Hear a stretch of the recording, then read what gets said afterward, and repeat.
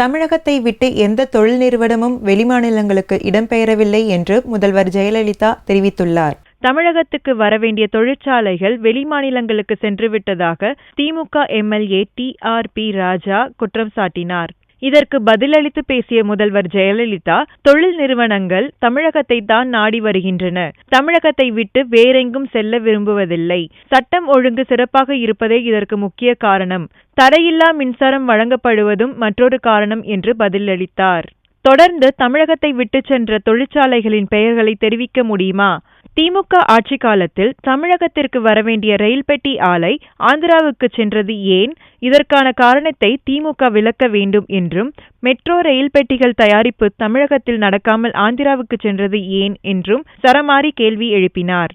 கர்நாடகம், ஆந்திர பிரதேஷ் உள்ளிட்ட இன்னும் பல மாநிலங்களின் முதலமைச்சர்கள் இங்கே தமிழ்நாட்டுக்கு வந்து தொழில் அதிபர்களை எல்லாம் அழைத்து கூட்டங்களை நடத்தி, எங்கள் மாநிலத்திற்கு வாருங்கள், அங்கே தொழில் தொடங்குங்கள், உங்களுக்கு நிலத்தை இலவசமாக அளிக்கிறோம், இதை அளிக்கிறோம், அதை அளிக்கிறோம் என்று கூவி கூவி அழைத்தார்கள். ஆனால் ஒருவர் கூட செல்லவில்லை. ஒரு தொழில் தொடங்க வேண்டுமானால், அது வெற்றிகரமாக நடைபெற வேண்டுமானால், லாபத்தை ஈட்ட வேண்டுமானால் முதல் தேவை அந்த மாநிலத்தில் சட்டம் ஒழுங்கு.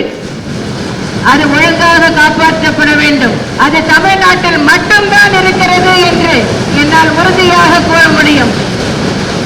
அடுத்த தேவை தடையில்லா மின்சாரம், தரமான மின்சாரம். அது தமிழ்நாட்டில் தான் கிடைக்கிறது. இன்றைக்கு ஆந்திர பிரதேசமாகட்டும், கர்நாடகமாகட்டும் தமிழ்நாட்டை கேட்டு பணம் கொடுத்து எங்களிடமிருந்து நம்மிடமிருந்து மின்சாரத்தை வாங்குகின்ற நிலையில் தான் இருக்கிறார்கள். ஆகவே இன்னும் எத்தனை ஆண்டுகள் போனாலும் இங்கிருந்து கர்நாடகத்திற்கோ ஆந்திர பிரதேசத்திற்கோ எந்த தொழில் முதலீட்டாளரும் செல்ல மாட்டார்கள். வரிசையில் நின்று இங்கே தமிழ்நாட்டுக்குத்தான் வருவார்கள் என்று என்னால் நம்பிக்கையுடன் உறுதியுடன் கூற முடியும்.